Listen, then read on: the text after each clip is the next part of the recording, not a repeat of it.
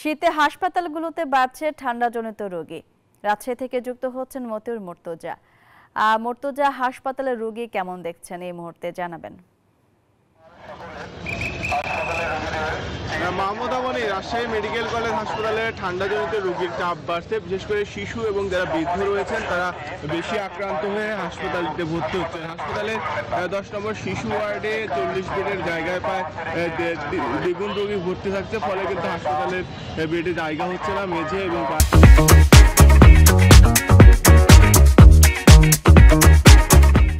বারান্দায় বাধ্য হয়ে চিকিৎসা নিতে হচ্ছে। আর খোলা বারান্দায় চিকিৎসা নেওয়ার ফলে কিন্তু ঠান্ডা লাগার ঝুঁকি আরও বাড়ছে। অভিভাবকরা বলছেন যে বেড না পাওয়ায় বাধ্য হয়ে তারা খোলা বারান্দা এবং হাসপাতালের মেঝেতে চিকিৎসা নিচ্ছেন। এর পাশাপাশি হাসপাতালের মেডিসিন ওয়ার্ডে বৃদ্ধ রোগীদের চাপ বেড়েছে। বিশেষ করে যারা বৃদ্ধ তারাই কিন্তু ঠান্ডায় আক্রান্ত হচ্ছেন। আমরা হাসপাতাল কর্তৃপক্ষের সঙ্গে কথা বলেছি, তারা বলেছেন তাদের পূর্ণাঙ্গ প্রস্তুতি রয়েছে।